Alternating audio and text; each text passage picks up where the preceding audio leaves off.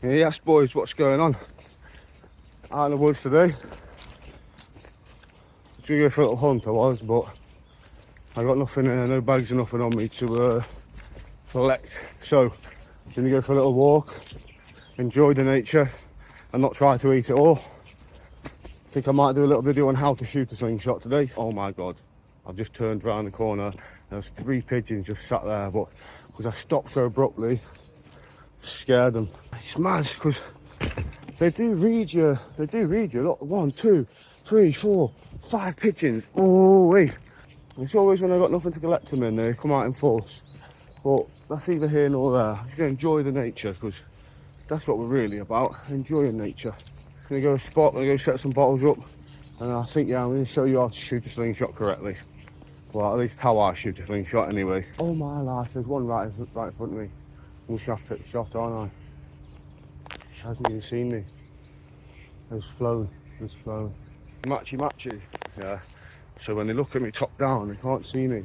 I love it, I do. Don't really care what I'm looking like. Do you know what I mean? What fucking 29-year-old do you know? In England at least, that's walking around like Benny Boy. I'll wait. Where did you come from? Where did you go?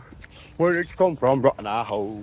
Just a little side note while I'm walking and thinking about it, because I just had to say hello to some people, not had to. That's just what you do when you're a kind-hearted, respectful gentleman. But why is it that people don't like to say hello? People have got no manners. What's going on? Hey, it's not just recently, it's been my entire life. People just don't have manners, and I think that's part of the problem with modern day society. No one shares any respect or love towards each other anymore, and it's really sad. And people are always surprised when I say hello, thank you, please, and use my manners. Oh, there's a geezer there, wearing a high-vis hat, all backed out with a high-vis hat. Why the fuck would you do that? I can see you from a mile away, bro. Not very camera flowers there, are you, son? But anyway, I'm gonna go say hello to the out here today. I'm gonna do a slingshot video. I've recorded this once before, but the Most High, he made sure that that one didn't go out. Ended up deleting everything by mistake. Needed to free up memory while I was filming things, and I deleted all the wrong things.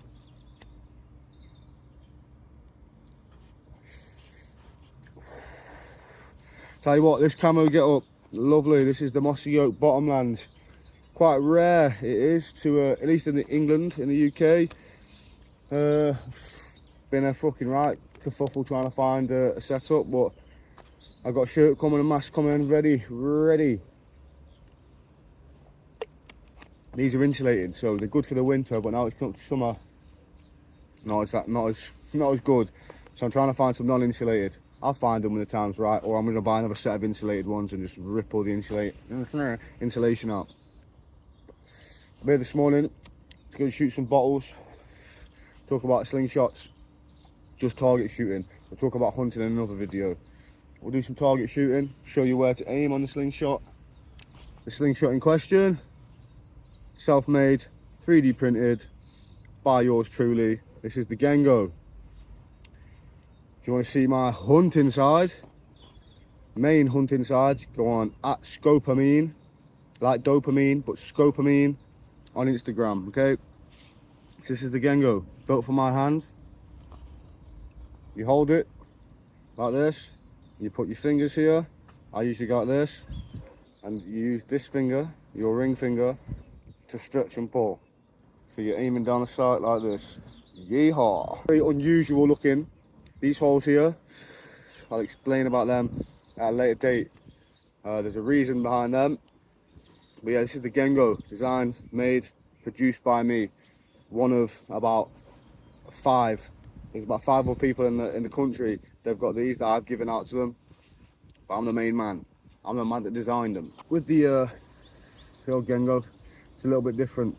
I do a lot of different things with it to a usual slingshot person. To a slingshotter, whatever it may be. Got paracord here, okay? That goes on the back of the slingshot, and it's over the top, OTT. You shoot over the top of the frame like this. So you see OTT, the bands go over the top. Your aiming point is roughly here. Yeah, you use that to align with your target. Depends at the range, of course. That's the general area in which you try to aim at. For years, I was shooting it just standard tubes through just the hole, and it took me 2-3 years to find a setup, a banding setup, tubing setup that I would like to use.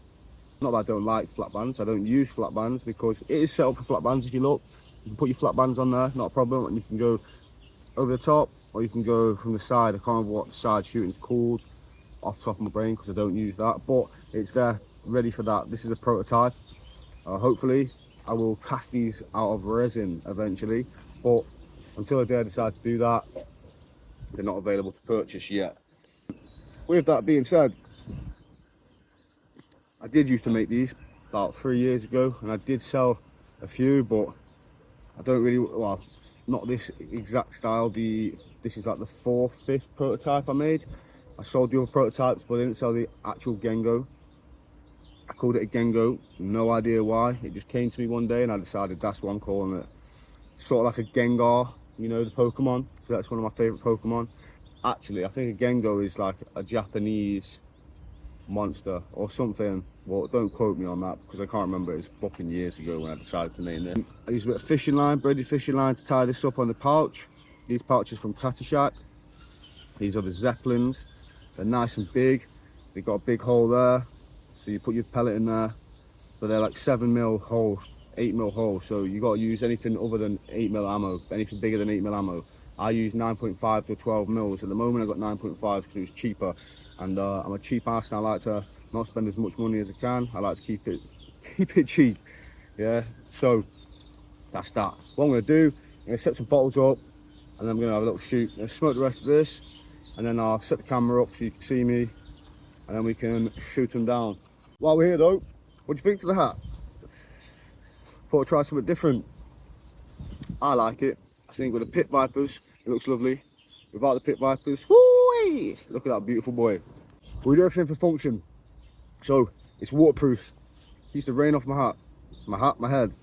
It channels down there and flies off the top so it doesn't get in me.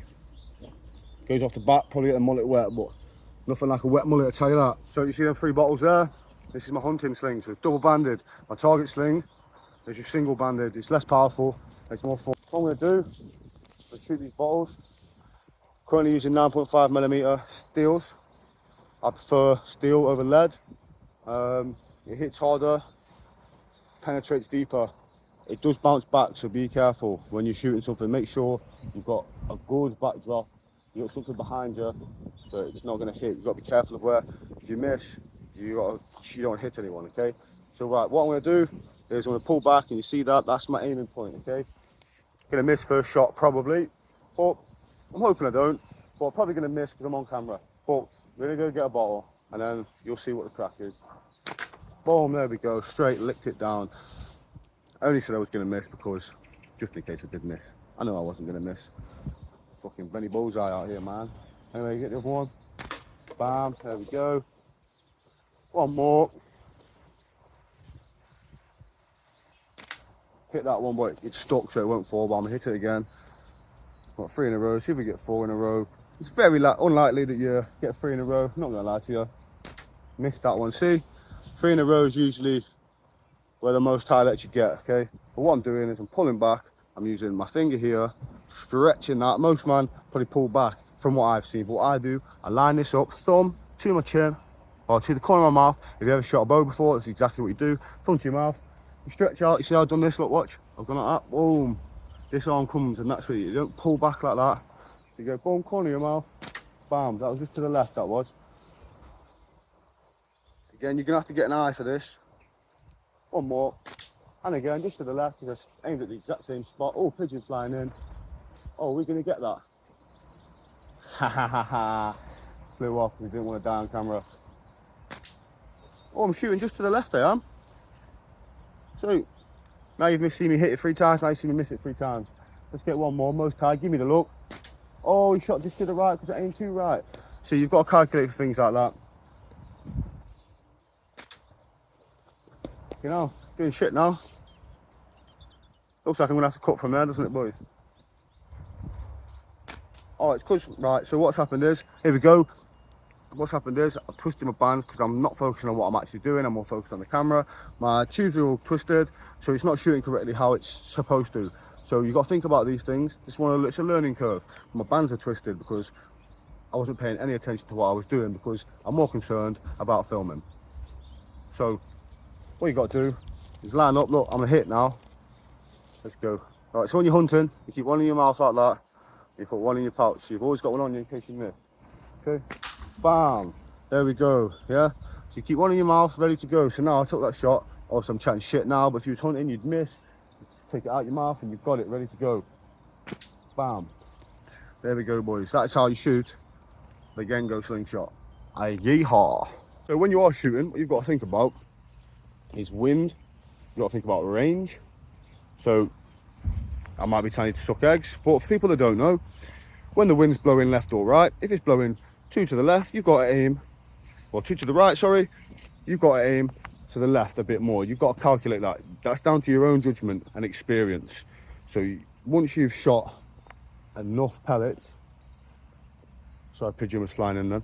Once you've shot enough pellets, you sort of get to know how you shoot, how the wind affects, and then your range, you just got to shoot higher or lower. Again, it's down to your shooting experience and how much you've shot.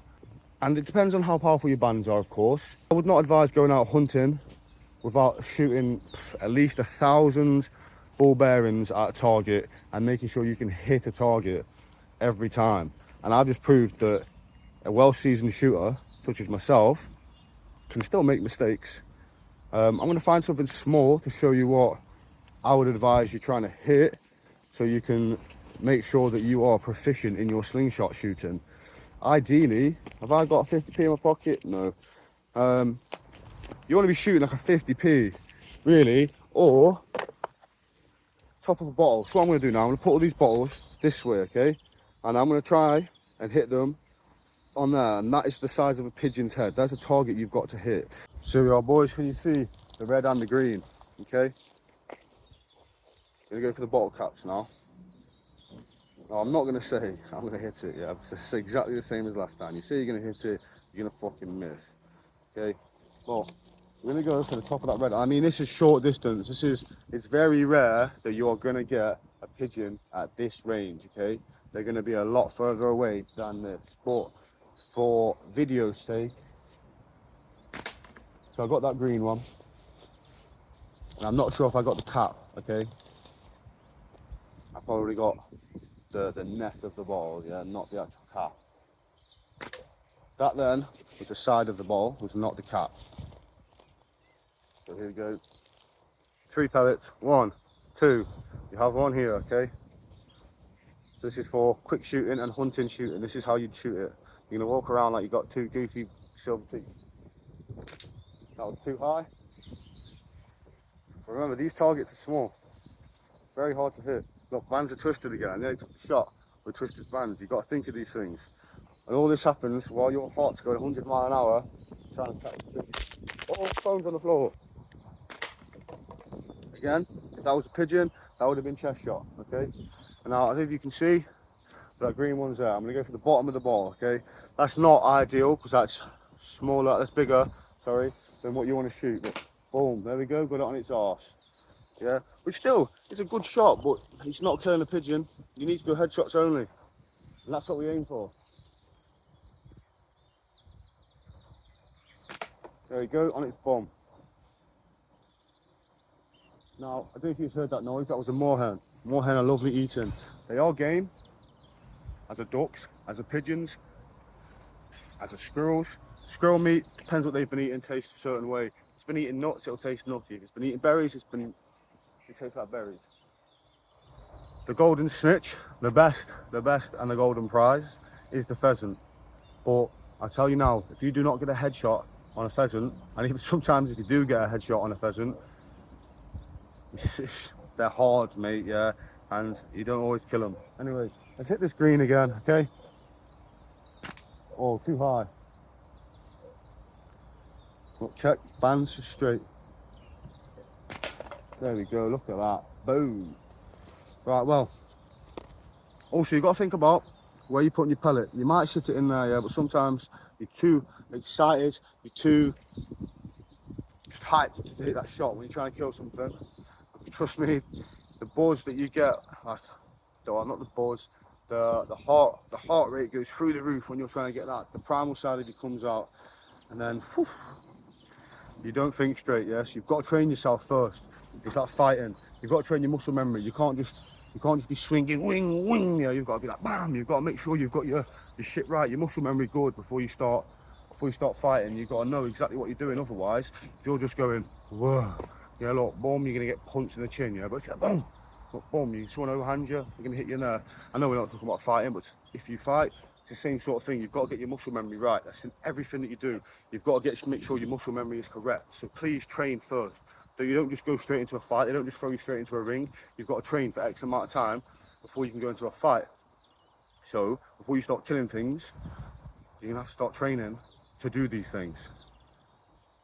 That's the only other thing I do that translates into that. So if I make no sense what I'm saying, then sorry, but that's the only thing I can translate it from. There you have it.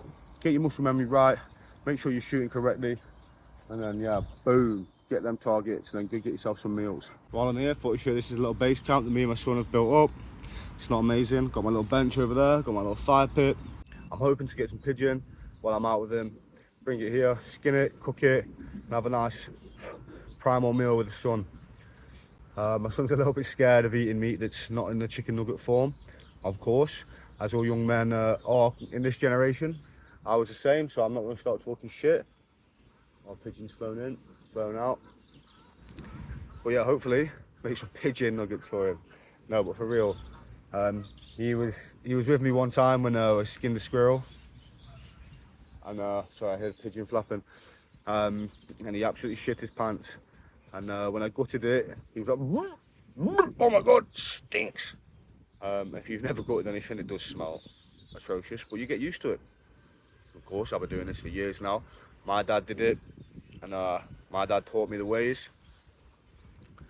So yeah, man, when the time's right for him, he's only 5 at the moment, 6 next month. When the time's right for him, he'll get passed down all the goodness, and then we'll go from there. And I'm sure he'll be taken over from me. And if not, that's fine. I think that's a thing that a lot of dads put a lot of pressure on their sons to take over because you want to leave your legacy. But I've learned from my father that that's not the best way to handle situations and to expect from your son. And you just got to expect nothing, really. No expectations is better than having loads of expectations and then them not failing, but them not fulfilling your expectations, because then you get hurt. Whereas I'm not going to get hurt, because I'm going to praise my son and be proud of my son regardless of what he does, even if he doesn't want to take on or take over anything that I do. So dads, remember that, please, because otherwise you're going to damage your son and they're going to have to go through therapy. So I'm heading back now, and I'm not going to do any hunting on the way home. Like I said earlier, I've not anything to put them in, and I don't want to disrespect the animal in that way. He says he's going to shoot it in the head, but you have to pay respect when you're hunting. You've got to thank it for its life, because it's helping your life carry on. That's the way the Native Americans do it the best. I'm not saying that's where I've learned it from, but I've taken a lot of leaves out of a lot of other civilizations' ways of life. Because I respect all humans, I respect all tribes, and I respect all ways of life. And if I can take the best out of everything and create my own, well, what more can you ask for? I do that with fighting. I take all the styles that I like, all the best bits out of all the styles, merge them all into one to create my own style. And it works for me. Tomorrow, or whatever day I decide to do it, I'm going to do a designated hunting video, talk about the lore of hunting, talk about how to hunt, talk about everything, okay? So with that being said, I'm going to head back home now. Take a nice slow walk, take in this beautiful fresh air. Benny boy out.